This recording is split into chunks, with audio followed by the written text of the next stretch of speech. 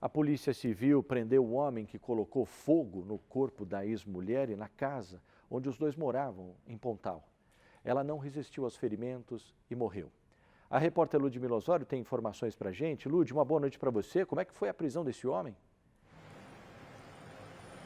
Oi, Pagliani, boa noite a você, boa noite a todos. A Polícia Civil pediu a prisão preventiva desse homem e foi decretada ontem.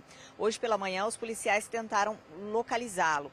Como isso não aconteceu, eles entraram em contato com a família para avisar sobre a prisão que havia sido decretada pela Justiça e o autor do crime se apresentou à polícia na tarde de hoje, acompanhado de um advogado. Esse crime aconteceu na quinta-feira da semana passada.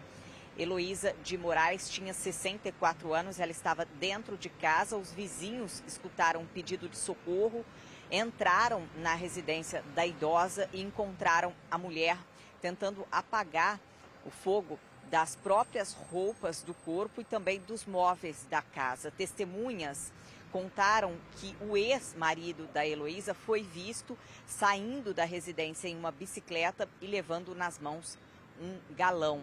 Ele chegou a ser preso pela polícia militar no dia do crime e acabou sendo liberado. A mulher, ela sofreu queimaduras em 64% do corpo, foi levada por uma ambulância rapidamente, já que os vizinhos acionaram o socorro. Ela foi levada para um hospital na cidade de Pontal e devido à gravidade dos ferimentos, já que ela teve queimaduras em 64% do corpo, ela precisou ser transferida imediatamente para a unidade de emergência do Hospital das Clínicas em Ribeirão Preto e acabou não resistindo e morrendo no final de semana. Hoje à tarde, o delegado responsável pelas investigações, Dr. Rodrigo Bortoleto, falou sobre a liberação no dia do crime e também sobre a prisão desse homem e os motivos do crime. Vamos acompanhar.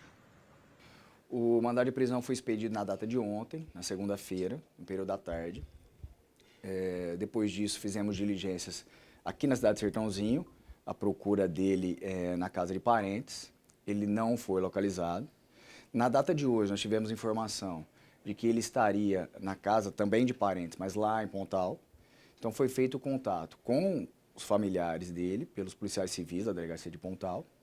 E os familiares disseram que o apresentariam aqui, na DIG de Sertãozinho, às 15 horas, como de fato aconteceu. O advogado, então, trouxe ele até aqui.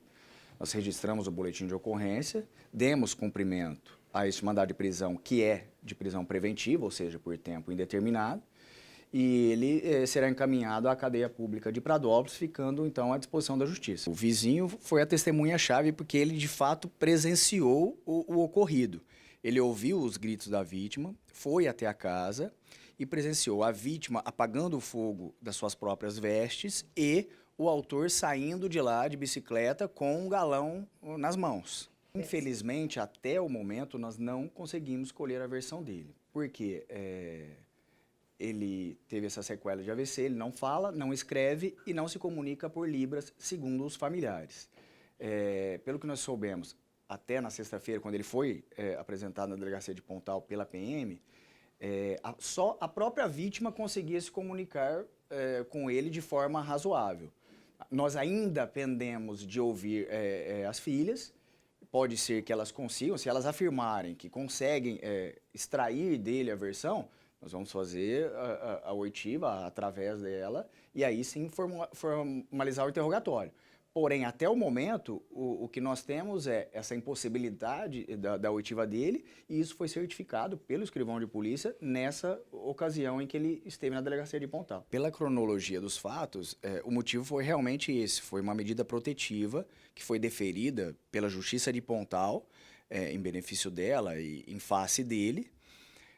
Na segunda-feira foi solicitada essa medida protetiva. Na quinta-feira, que foi a data do fato, o oficial de justiça esteve na residência do casal, intimou a vítima sobre a decisão judicial, foi intimá-lo num bar ali próximo, ele se recusou a receber a intimação, mas tomou conhecimento dela, né? E horas depois acabou praticando esse crime bárbaro. Eu estou pensando assim, viu? Obrigado, doutor, pelo esclarecimento. Eu estou pensando o seguinte, pelo visto uma dúvida, né, do que esse cara fez aí, que ele fez uma monstruosidade.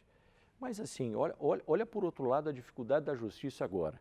O cara teve um AVC, Ele não fala, ele não se comunica por libras, ele não sabe escrever e só ele sabe o que ele fez. A única pessoa que entendia, não sei de que maneira, mas talvez pela convivência, era a pessoa que ele matou.